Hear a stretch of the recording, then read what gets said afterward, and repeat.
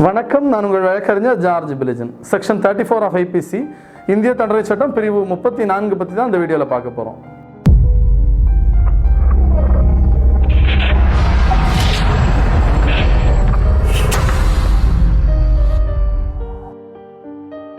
Section 34 of IPC, acts done by several persons in furtherance of common intention.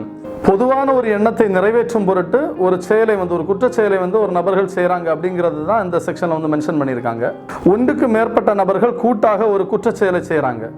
அப்படி ஒன்றுக்கு மேற்பட்ட நபர்கள் ஒரு கூட்டாக ஒரு குற்றச் செயலை செய்யும் போது அந்த நோக்கம் ஒரே நோக்கமாக இருக்குது. இப்போ ஒரு ஆளை கொலை பண்ணணும் அப்படிங்கிற ஒரு நோக்கத்தோட இரண்டு பேர் சேர்ந்து அந்த நபரை அடிக்கிறாங்க, தாக்குறாங்க, நிறைய விதமாக பண்ணுறாங்க.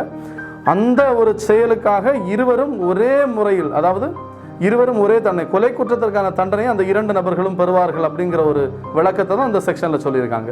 செக்ஷன் 34 ஆஃப் ஐபிசியில் ஒரு நபரை கொலை செய்வதற்கு இல்லைன்னா ஒரு குற்றச்செயல் செய்வதற்கு கூட்டாக ரெண்டு பேர் இப்போ செய்கிறாங்கன்னா அந்த கூட்டாக செய்த நபர்கள் தனித்தனியாக செய்த செயலுக்கேற்ற தண்டனை கிடையாது. ஒட்டுமொத்தமாக அந்த நபரை கொலை செய்த குற்றம் இல்லைன்னா அந்த குற்றச்செயலுக்கு ஏற்ற மாதிரி ரெண்டு பேருக்குமே அந்த தண்டனை பொருந்தும் அப்படிங்கிறது தான் இந்த செக்ஷனில் மென்ஷன் பண்ணியிருக்காங்க. ஒரு மோசமான பொறுப்பு இந்த ரெண்டு பேருக்குமே இருக்குது அப்படிங்கிறத மென்ஷன் பண்ணியிருக்கு.